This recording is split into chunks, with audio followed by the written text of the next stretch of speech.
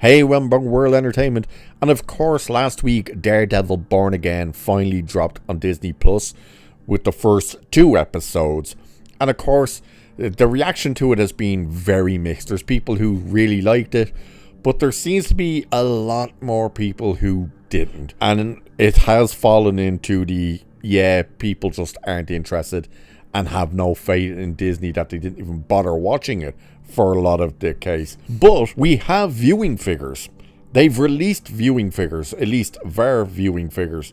And of course it's getting painted as what a giant success. It's the most watched program brand new to Disney Plus this year. And of course everyone went, but it's only the 3rd month of the year. What came out this year? And when you look, you went, oh, nothing. Nothing came out so far this year on Disney Plus that warrants them to try and paint this as the biggest thing on Disney Plus this year. However, the numbers that they're painting as this massive success is actually a massive failure. Yeah, because not just is it low for the likes of an MCU property and stuff, and what they're saying to be the biggest thing so far this year, it's actually come in and done worse than the likes of the Acolyte and Agatha all along. You know, one show that nobody watched and won't have a second season because nobody watched, and the other that was so bad, not just that nobody watched, they cancelled it 2 weeks after the first season ended. Oh, okay.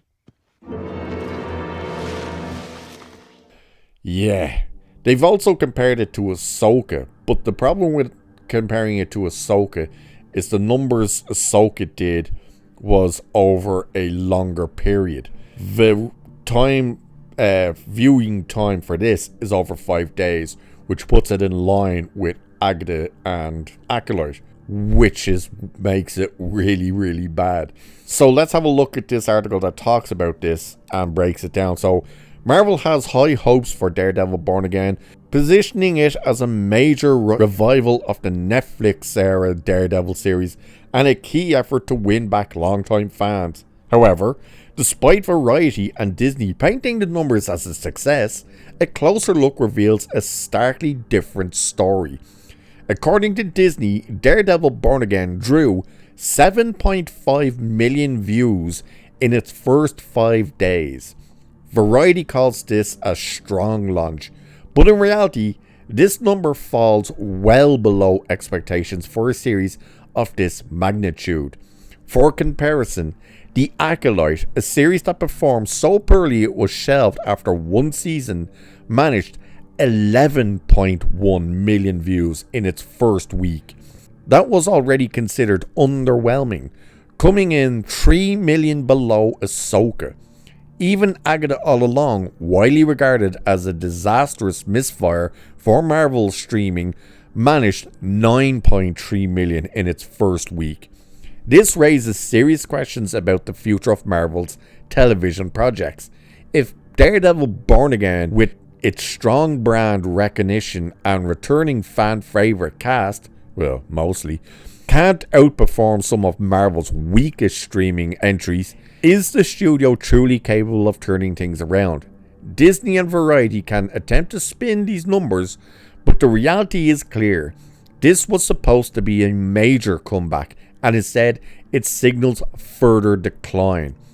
Adding to the issue is Disney's selective release of streaming data. Unlike platforms such as Netflix and Amazon Prime, which provide detailed metrics, Disney Plus releases numbers only when they suit a positive narrative. This makes their claims difficult to verify. Yet, even using Disney's own viewership metric, Daredevil Born Again appears to be one of the weakest performing Marvel debuts on the platform. At this point, Marvel Studios is facing an uphill battle to regain audience trust. The push to reclaim the momentum of the past is growing more desperate, and projects like Daredevil Born Again were meant to be the remedy. Instead, with a launch this lackluster, it seems the studio is still struggling to bring audiences back. If Marvel's legacy characters can't drive engagement, what does that mean for its future? And then it's saying Marvel may continue to shape the narrative, but the numbers don't lie. If Daredevil Born Again and its lackluster viewership is being framed as a success, what does that say about the state of Marvel's streaming strategy? Now, again, it's showing just how bad it is. And the problem also when you try to compare it to Ahsoka is the number Ahsoka does. It's closer to the number of Daredevil Born Again. The issue you have with it, though, is the number it has that's closer to the Daredevil Born Again number was over 1 day. Its first day. And they only released 1 episode. Keep that in mind as well. You're looking at a 5-day period for a number that is 7.5 million. And that was with 2 episodes. So that means they must have had a massive drop off from episode 1 to episode 2. Now, maybe not as big as Rings of Power has, but there's clearly a massive drop off. But if they're saying this is a guaranteed hit with numbers that come in 3 million less than the likes of the Acolyte, yeah, things aren't good. And this is the scenario that truly shows you, oh, this is fatigue. This is real fatigue. If the audience, the hardcore audience who loved the Netflix Daredevil, couldn't even bother to go, yeah, I'm not even giving Disney a chance with this. If they didn't even tune in, that shows you that true fatigue has truly set in. And that's this failing. This spells doom. Pardon the pun for this one. For Doomsday. Avengers Doomsday. And the fact that people are going, well, it'll be in good hands. The Russo brothers are back. Have you seen the Rotten Tomatoes score and critics chatter for their new film that's coming to Netflix this Friday, I believe it is, the Electric State?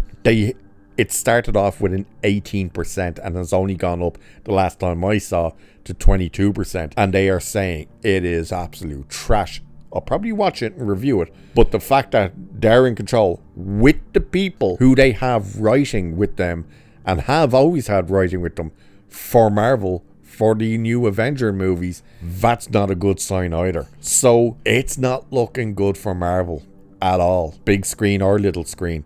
And the fact that Daredevil, and again, as I said with Daredevil, was if you get the normal viewers watching it, like the casual viewers, not the people who follow all the what's happening, all the movies, all that stuff like we do, if you give them these real slow burn movies, you'll get to that, or not just movies but TV shows, you're going to alienate them because they are only going to give you so much leeway. It's going to be the case of, okay, the first 2 sucked in our opinion. If the third one sucks, I might give it the chance for a 4th. If that sucks, I'm definitely out. But people usually only give shows between 3 and 4 episodes to turn around, to actually grab them and go, okay, I'll stick with it. This show doesn't look like it's going to do that. And from everything we've heard, it doesn't do that until about episode 6. So this doesn't look good for Daredevil Born Again. And yes, they are already filming season 2. It's filming. It's not like they've announced it and they're going to. It has begun production, which could end up costing Marvel greatly, because it's the case of they probably thought, we've got this in the bag. Daredevil, everyone's going to flock to this. And seeing those numbers, they're probably going, uh-oh. So it's not looking good at all. And if this can only pull in out numbers, can you imagine what the first numbers will be for season 2? Yikes. We'll see. So with that, I shall leave it there for this one. Like, share, subscribe, all that good stuff. Cheers, and I'll catch you in the next one.